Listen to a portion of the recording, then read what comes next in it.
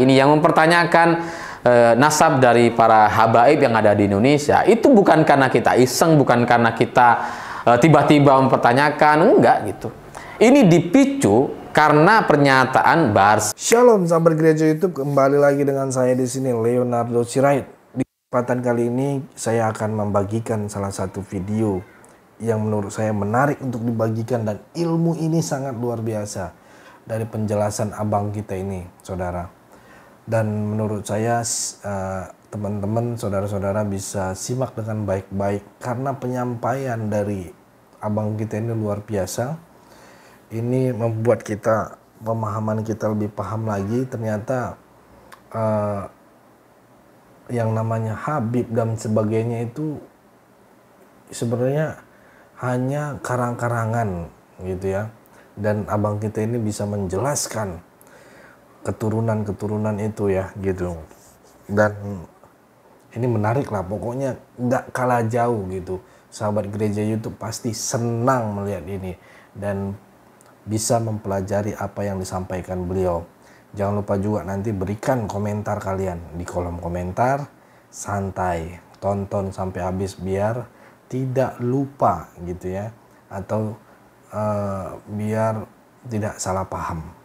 Itu dari saya, mari kita simak cuplikan berikut ini. Saya akan membahas terkait kronologi kenapa banyak orang hari ini jadi mempertanyakan nasab para habaib atau klan Ba'alawi yang ada di Indonesia. Kenapa kemudian diragukan bahwa mereka ini adalah keturunan Nabi Muhammad SAW. Karena dalam beberapa hari terakhir ini ternyata banyak teman-teman saya yang protes dan menyayangkan kenapa saya ikut-ikutan membahas soal polemik soal nasab Habib gitu ya. Dan dari situ ada juga teman yang tiba-tiba mempertanyakan kenapa tiba-tiba pakai peci. Ya sebenarnya kan nggak masalah gitu ya, saya pakai baju koko, pakai peci kan ya, saya memang sering pakai itu, lowong saya punya gitu, bukan sengaja beli terus kemudian saya pakai syuting, enggak, itu memang udah lama saya punya gitu ya. Jadi ini dari sini, dari komentar-komentar itu saya jadi curiga, jangan-jangan mereka ini khawatir. Apa jangan-jangan mereka takut tersaingi kan? Tiba-tiba saya jadi ustadz, wah, buyar mereka. Dan gara-gara protes teman-teman ini, saya jadi juga membaca di kolom komentar di video saya yang membahas terkait nasab Ba'alawi berdasarkan catatan tulisan kajian ilmiah yang ditulis oleh Kiai Imaduddin. Dari kolom komentar itu ternyata saya juga mendapatkan komentar-komentar yang senada atau serupa, yang pada intinya banyak orang menyayangkan dan mempertanyakan kenapa baru meragukan soal nasab habaib di Indonesia hari ini, padahal selama puluhan tahun terakhir itu sudah diakui oleh bahkan kiai-kiai dan ulama-ulama kita sendiri. Ulama-ulama kita itu mengakui para habib ini adalah keturunan Nabi Muhammad SAW. Kenapa hari ini saya gitu ya, dan banyak orang jadi mempertanyakan atau meragukan, padahal sebelumnya sudah diakui. Nah, dari sini gitu ya, saya melihat dan menyimpulkan bahwa nampaknya banyak orang tidak paham soal kronologi kenapa hari ini jadi banyak yang mempertanyakan nasab para habaib di Indonesia.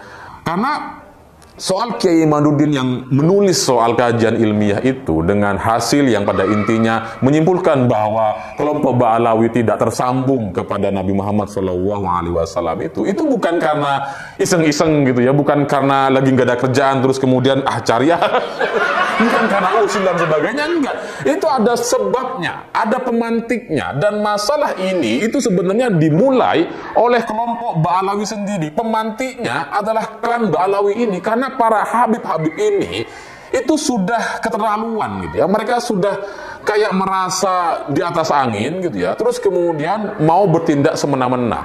Mungkin gitu ya, mungkin itu juga bagian dari kesalahan kita, kesalahan para ulama dan kiai-kiai kita yang selama ini itu juga menghormati atau bahkan terlalu menghormati para habib-habib ini ya. Karena selama puluhan tahun terakhir ini kan kiai-kiai kita juga banyak yang mempersilahkan gitu ya, bahkan memberikan panggungnya kepada para habib-habib ini. Kiai kita dari belakang gitu ya, dibiarkan para habib ini untuk ceramah dan sebagainya, padahal ya sebelumnya itu tidak terjadi gitu.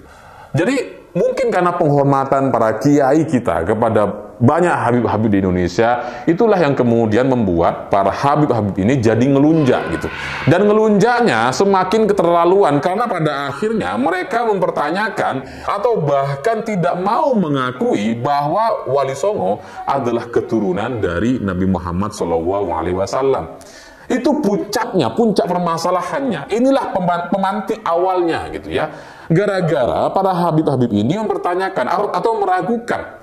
Ya sebenarnya tujuan akhirnya kita paham gitu. Tujuan akhirnya para habib ini ingin menguasai semuanya, sehingga kita yang selama ini ziarah kepada Wali Songo gitu ya, kepada Sunan-Sunan Ampel, Sunan Giri dan Muria dan sebagainya gitu ya, itu pengen diambil alih tuh supaya kita tidak lagi atau minimal mengurangi para jemaah atau orang-orang Indonesia untuk ziarah ke Wali Songo, atau mungkin gitu ya nambah juga ziarah kepada habib-habib yang ada di Indonesia. Makanya dibuat makam-makam para habaib yang dilakukan oleh klan Ba'alawi di Indonesia gitu ya. Jadi tujuan akhirnya itu. Nah, awalnya dari awal permasalahan ini mereka mempermasalahkan gitu bahwa Wali Songo ini ternyata bukan keturunan Nabi Muhammad gitu ya, dan kemudian setelah itu bahkan muncul surat dari Naqobatul Ashraf Al-Kubro yang pada intinya mereka tidak mau mengakui atau meragukan bahwa Wali Songo itu adalah keturunan Nabi Muhammad SAW. Dan setelah itu, beberapa tahun setelahnya, Robito Alawiyah juga kemudian merespon terkait adanya lembaga dari kelompok Azmat Khan yang pada intinya mereka juga meragukan bahwa Azmat Khan ini adalah keturunan Nabi Muhammad SAW. Nah, gara-gara ada dua surat ini dari Naqobatul Ashraf Al-Kubro dan Robitoh Alawiyah yang kemudian mempertanyakan atau meragukan Wali Songo adalah keturunan Nabi Muhammad SAW gitu ya. Inilah yang kemudian membuat para kiai itu jadi berjarak. Itulah yang membuat para orang-orang yang selama ini ziarah kubur ke Wali Songo itu kemudian jadi mempertanyakan kenapa para habib itu seperti ini gitu.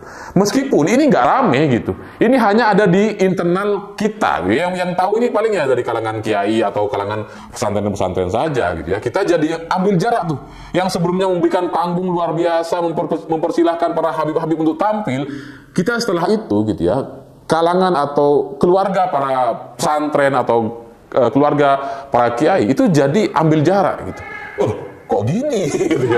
Terutama dari kiai-kiai yang nasabnya itu nyambung ke Wali Songo gitu. Mereka jadi ngambil jarak. Tapi ini masih nggak rame gitu. Karena para kiai itu masih sungkan gitu ya, masih menghormati para habaib karena keturunan Nabi dan sebagainya. Ya biasalah adab para kiai dan santri itu kan sangat-sangat menghormati gitu ya. Nggak mau front terbuka atau melawan secara terbuka. Sampai kemudian gitu, kesabaran kita para santri, para keluarga kiai dan pesantren ini kemudian tidak bisa ditahan-tahan lagi setelah Bahar Smith kemudian memberikan pernyataan secara terbuka dan video ini jadi viral di mana-mana dan kemudian itu mengganggu emosi banyak orang, terutama dari kalangan para santri yang nyantri di pesantren-pesantren dari keturunan Wali Songo ini gitu. Para santri itu banyak yang nggak terima dengan pernyataan Bahar Smith karena kira-kira Bahar Smith mengatakan bahwa keturunan Wali Songo hari ini sudah tidak ada katanya, bahkan sudah terputus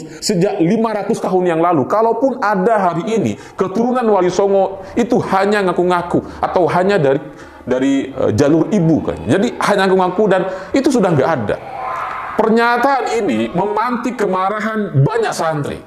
Tapi sekali lagi ini masih di kalangan para santri awalnya gitu ya. Sampai kemudian masalah ini jadi berlarut-larut gitu karena Bahar Smith ini yang awalnya kita pikir dia ini akan dibantah atau ditegur sama sesama Robitoh Alawiyah, sama sesama habib untuk tidak berbicara seperti itu dan sebagainya, ternyata nggak ada gitu, nggak ada habib yang kemudian menegur Bahar Smith. Itulah yang membuat para santri dan dari kelompok kiai-kiai keluarga pesantren yang nasabnya nyambung ke Wali Songo itu kemudian merespon Bahar Smith. Tapi responnya sekali lagi bukan dengan amarah atau kemudian menyampaikan kemarahan para santri, enggak gitu. Respon para kiai ini itu kemudian membawa catatan-catatan dari karton dan manuskrip. Dan bahkan lebih dari itu, ada beberapa kiai yang juga langsung melakukan tes DNA. Salah satunya adalah Kiai Hasan Genggong. Yang ternyata dari hasil tes DNA itu, Kiai Hasan Genggong ini ternyata melewati atau sejalur dengan Syekh Abdul Qadir Jailani dari jalur Sunan Giri gitu. Dan ketika dicocokkan tes DNA-nya, memang golongannya sama dengan Said dan Syarif dari berbagai negara seperti Irak, Mesir, dan Maroko gitu. Jadi dari hasil tes DNA dan kemudian manuskrip dari catatan keraton-keraton yang ada di Indonesia yang menunjukkan silsilah atau nasab dari kelompok keluarga Wali Songo, ini menjadi satu pembuktian bahwa ucapan Bahar Smith itu omong kosong, bahwa tuduhan-tuduhan Bahar Smith yang katanya keturunan Wali Songo sudah lenyap hari ini itu hanya omongan belaka gitu ya. Itu adalah kebohongan yang disampaikan oleh Bahar Smith. Nah, dari sini jarak antara kiai dengan para habaib itu semakin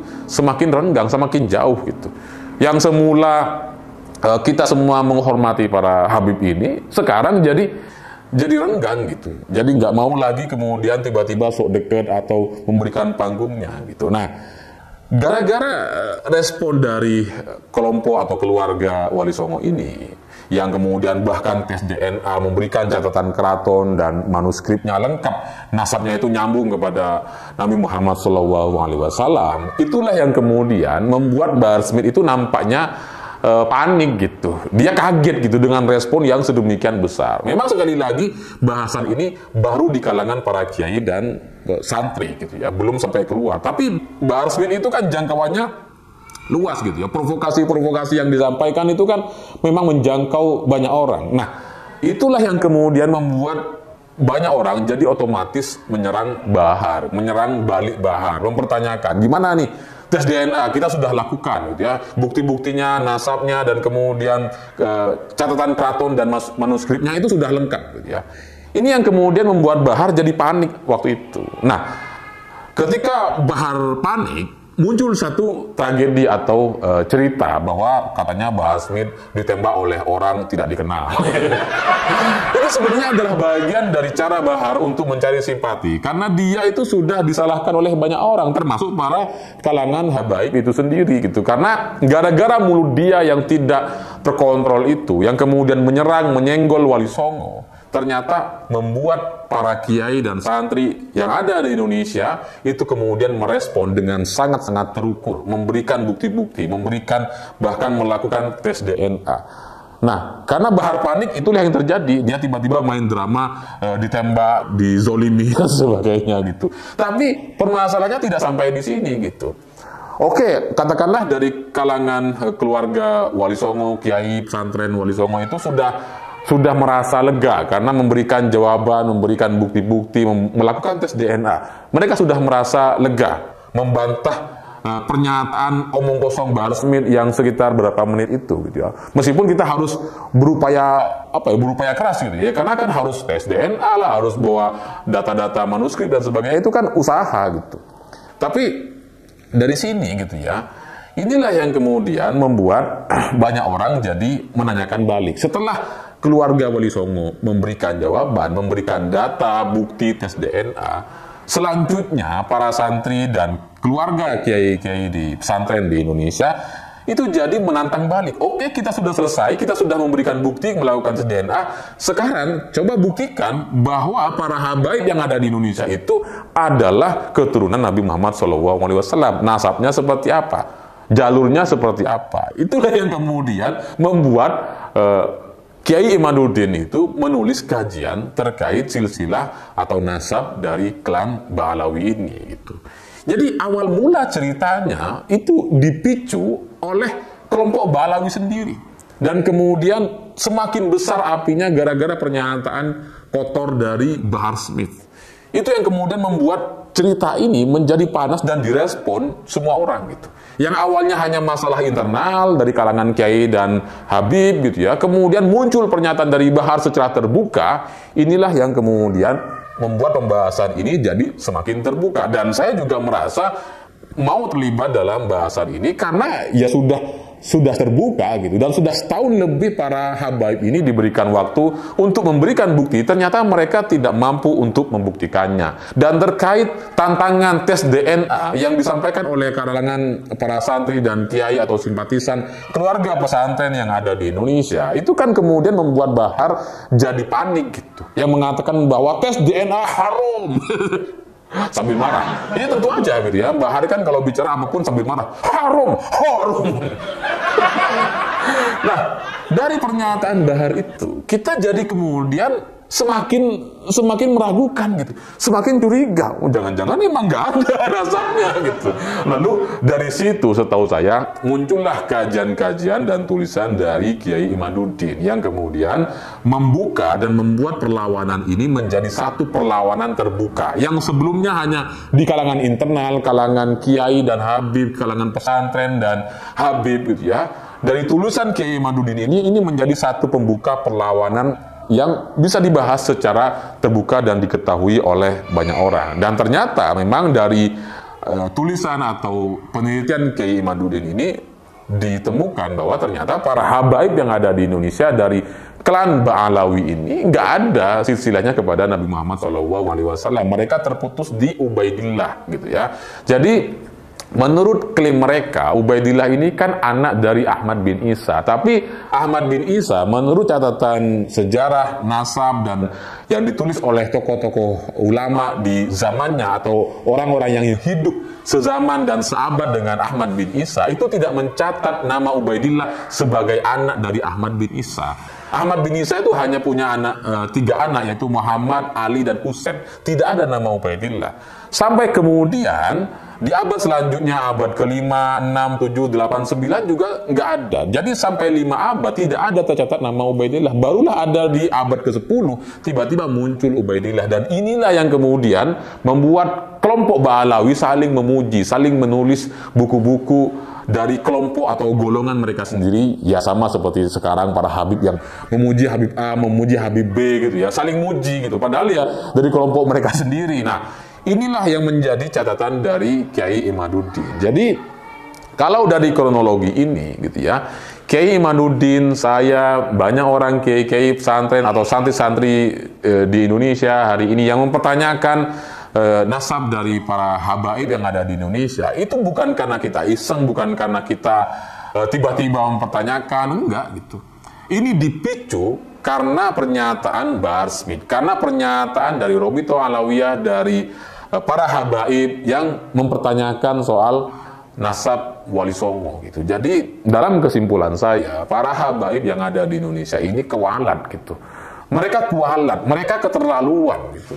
Mereka itu sudah diberikan panggung, diberikan kesempatan, dihormati, tapi kemudian nampaknya tidak membuat mereka puas. Sampai kemudian menyenggol dan menyinggung Wali Songo. Dan setelah itu, inilah yang terjadi. Kelompok dari Wali Songo atau orang-orang yang ziarahnya ya ziarah ke Wali Songo itu memberikan respon yang sangat sengit. Dan ini adalah konsekuensi gitu. Bukan karena kita mengada-ngada, bukan karena kita tiba-tiba usil, iseng, dan enggak gitu. Ini karena mereka menyenggol, kita hantam. Itu intinya gitu. Jadi dari sini kita juga harus memahami bahwa yang namanya Indonesia ini memang yang diakui menjadi pelopor atau orang-orang yang menyebarkan ajaran agama Islam pertama kali itu memang adalah Wali Songo. Makanya kita ziarahnya ke Wali Songo, bukan kepada para habib-habib gitu. Tapi kan ada upaya-upaya dari para habib ini untuk menggeser itu semua. Supaya apa? Supaya ke depan minimal kalau orang sejarah tidak hanya ke Wali Songo, tapi juga kepada Habib-Habib. Makanya tiba-tiba ada Habib yang bikin makam palsu, gitu. Itu bahasanya lain, agak berat ini. Ada Habib yang karismatik, yang jamaahnya besar, tiba-tiba bikin makam palsu. Itu tujuannya apa? Untuk menyaingi makam-makam Wali Songo, gitu. Agar ke depan 10-20 tahun mendatang, anak-anak kita tidak lagi ziarah ke Wali Songo, tapi ziarah kepada Habib-Habib ini, gitu. Kenapa? Karena inilah awal mulanya gitu. Mereka ingin agar Wali Songo itu dianggap bukan keturunan Nabi. Nah, kalau ini kemudian dibiarkan, tidak kita berikan perlawanan, jangan-jangan sejarah di Indonesia juga akan berubah dan kemudian tidak diakui lagi bahwa Wali Songo lah yang membawa ajaran agama Islam di Indonesia. Jadi makanya perlawanan ini harus tuntas dan Apa yang terjadi di Indonesia ini benar-benar harus dijadikan pelajaran untuk para habib-habib yang ada di Indonesia. Karena kita awalnya menghormati, kita awalnya tidak ada masalah dengan para habib-habib ini gitu ya. Awalnya saya juga hanya bermasalah dengan Bahar dan Rizik misalkan secara saya pribadi karena tidak mencerminkan sifat-sifat Nabi Muhammad. Tapi gara-gara klan Ba'alawi ini menyenggol Wali Songo gitu ya, makanya sekarang jadi yang kena getahnya semuanya, semua habib jadi kena getahnya atau dipermasalahkan. Jadi semoga kronologi ini bermanfaat gitu ya. Jadi bukan karena kita pengen cari masalah atau cari gara-gara, tapi merekalah yang bikin gara-gara dan kita merespon dan ingin agar permasalahan ini tuntas secara sempurna. Saya pikir itu. Terima kasih sudah menonton. Nah, sahabat gereja YouTube, itulah tadi videonya yang bisa saya sampaikan. Apa pendapat saudara? Bisa tulis di kolom komentar. Atau saudara bingung mau jawab apa? Saudara cukup tuliskan di kolom komentar. Tuhan Yesus baik. Tuhan Yesus maha dahsyat. Itu saja saudara. Di kolom komentar itu membuat kami tim gereja YouTube memberikan semangat baru lagi gitu kan, memberikan inovasi baru lagi untuk terus tidak males-males gitu ya mencari kesaksian video-video dan sebagainya gitu ya, mendengarkan firman Tuhan dan sebagainya, kesaksian-kesaksian yang ada, dan terus membagikan khususnya di channel gereja YouTube ini. Jadi cukup katakan Tuhan Yesus maha dahsyat. Berarti saudara meresponi apa yang kami lakukan, pelayanan kami ini. Jangan hanya sebagai penonton. Ayo, komentar kamu menjadi doa. Gitu ya. Tuliskan di kolom komentar Tuhan Yesus maha dahsyat. Atau Tuhan Yesus maha baik ya. Itu saja, tulis di kolom komentar.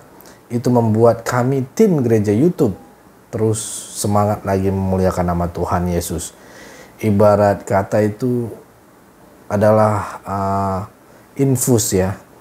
Infus untuk kami mengumandangkan nama Tuhan Yesus saudara. Jadi sangat penting sekali saudara menuliskan di kolom komentar.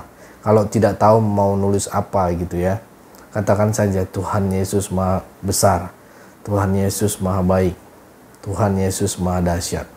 Tak lupa saya ucapkan terima kasih kepada kalian semua atas dukungan yang selama ini diberikan kepada gereja YouTube. Dukung terus channel gereja YouTube dengan cara-cara apa? Tentunya dengan cara mensubscribe channel gereja YouTube agar bisa menjadi 1 juta subscriber. Karena susah saudara, saya udah 2 tahun ini lihat tidak ada perkembangan ini subscriber ya kan, cuman nyampe 500.000 subscriber aja gitu. Susah banget sekarang ini saudara, padahal channel gereja YouTube cuman satu-satunya yang channel rohani yang berani memuliakan nama Tuhan walaupun banyak kendala dan sebagainya gitu ya. Kami berharap tahun ini dan berdoa bisa mencapai 1 juta subscriber. Maka dari itu harapan kami tim gereja YouTube bisa mencapai tujuan kita untuk mendapatkan 1 juta subscriber penonton gitu ya. Makanya kami berharap saudara dan sahabat gereja YouTube setelah menonton video jangan lupa bagikan video kepada yang lain agar kiranya channel gereja YouTube ini bisa menjadi berkat untuk banyak orang. Dan terima kasih juga telah mendukung program-program kami, program-program di Instagram kita, gereja YouTube, membantu dan sebagainya ya. Kalau di sini kita ada program namanya ambulan gratis. Nanti kita akan share juga apa yang disampaikan dan pengumumannya. Jangan lupa ya, dengarkan pengumumannya. Itu dari saya. Terima kasih saudara-saudara. Terima kasih, Tuhan Yesus memberkati kita semua. God bless you all. Shalom Bapak Ibu yang kami sangat hormati dan kasihi. Dalam nama Tuhan Yesus Kristus, beberapa waktu lalu kami telah menyelesaikan pelayanan kami di pedesaan. Kami membuat satu terobosan untuk membuat mobil ambulan gitu ya, untuk transportasi. Di sana kami memang sangat melihat di sana kebutuhan transportasi di desa tersebut. Selain jalannya yang jauh dan curam, terkadang kalau ada peristiwa malam hari atau ibu hamil, mereka kasihan, bingung mau diangkut pakai apa. Maka dari itu kita putuskan bersama tim untuk menggunakan channel gereja YouTube ini untuk rekan-rekan subscriber bila ingin mengambil bagian untuk pelayanan ini bisa berbagi di rekening yang tertera di atas. Ayo ambil bagian.